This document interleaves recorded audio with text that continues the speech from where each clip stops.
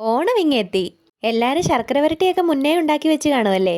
ഈ പ്രാവശ്യം ഞാനും ശർക്കര വരട്ടി ഉണ്ടാക്കി കേട്ടോ.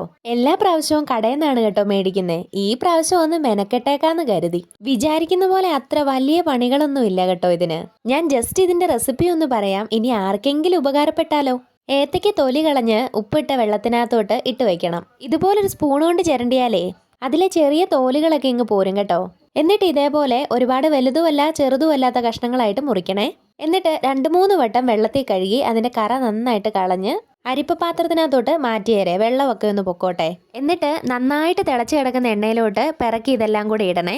ഇത് നന്നായിട്ട് അതിന്റെ ഉൾവശം വരെ ക്രിസ്പി ആകണം കേട്ടോ. അതുവരെ വെയിറ്റ് ചെയ്യണേ. ഇടയ്ക്ക് ഒരെണ്ണം എടുത്ത് ഇതേപോലെ ഒന്ന് ഒടിച്ചു നോക്കണം.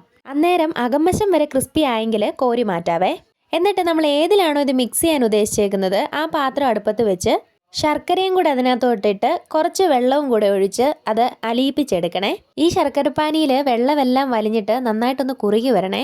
ഞാൻ ശർക്കര പൊടിയാണ് മേടിച്ചത്, അതുകൊണ്ട് ഇത് അരിക്കുന്നില്ല. നിങ്ങൾ ശർക്കരപ്പാനി എടുക്കാൻ നേരത്ത് ഒന്ന് അരിച്ചെടുക്കണേ. ശർക്കരയിൽ കല്ലുണ്ടാവും. ഇതിന്റെ കറക്റ്റ് പരുവം ഇതേപോലെ കൈ ഒട്ടിപ്പിടിക്കണം, അതാണ് കേട്ടോ പരുവം. അന്നേരം നമ്മൾ ആ വറുത്ത് വെച്ചേക്കുന്ന ഫുൾ അതിനകത്തോട്ട് തട്ടി നന്നായിട്ട് മിക്സ് ചെയ്ത് എല്ലാ വശവും ആകുന്നവരെ മിക്സ് ചെയ്ത് കൊടുക്കണേ. കാ വറുക്കാൻ തുടങ്ങുന്നതിന് മുന്നേ ഇതിനകത്ത് ചേർക്കേണ്ട പൊടി റെഡിയാക്കി വെച്ചേരെ. വെള്ളേരി ഇതേപോലെ കരിഞ്ഞു പോകാതെ വറുത്തെടുക്കണം. പിന്നെ പഞ്ചസാര, ജീരകം, കുരുമുളക്, ഏലക്കയും ചുക്കും ഇത് നന്നായിട്ടൊന്ന് പൊടിച്ചെടുക്കണം. ഒത്തിരി നൈസായിട്ട് പൊടിക്കണ്ട കേട്ടോ. എന്നിട്ട് ഇതിനകത്തോട്ട് ഒരു 2-3 തവണയായിട്ട് പൊടി ചേർത്ത് നന്നായിട്ട് എല്ലാ വശവും കൊള്ളുന്ന പോലെ മിക്സ് ചെയ്ത് എടുത്തു കഴിഞ്ഞാൽ ശർക്കര വരട്ടി റെഡിയായി.